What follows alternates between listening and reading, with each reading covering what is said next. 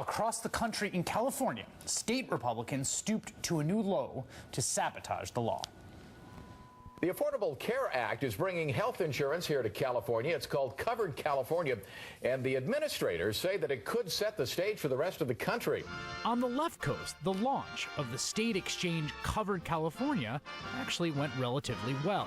In fact, the state's exchange now reports it is signing up 2,700 people a day.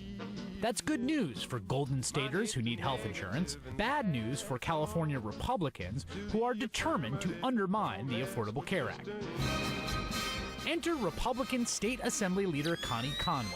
Conway, along with a number of her GOP colleagues, offers a helpful resource on her own website, leading you to coveringhealthcareca.com. It's billed as a California resource guide, and it looks like any generic healthcare website, stethoscope on keyboard and all. It has something for everyone. If you're uninsured, you can click through the I don't have health insurance icon to find a page dominated by a calculator for the penalties imposed for not buying insurance. If you're young, you can read that young adults will end up paying for much of federal healthcare reform by subsidizing the cost of sicker people. And if you're a senior wondering how the law could affect Medicare, you'll find in the handy FAQ section that Medicare providers will see rate cuts nearing $200 billion over the next decade. These cuts could potentially result in the exodus of doctors from the Medicare system. The website sounds and looks pretty official, except it isn't. The real California State Exchange website is coveredca.com. Are you confused? Good.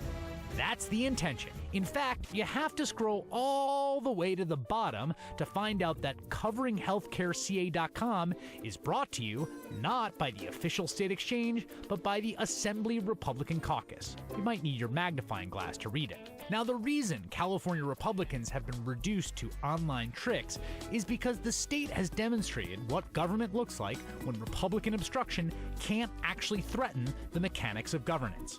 As the challenges with the Obamacare rollout continue, there are a few states making headway, and California is often pointed to as one of those states. Since October 1st, around 80,000 people have enrolled in private health plans through the state's exchange, and more than 100,000 people have already qualified for Medicaid through the exchange.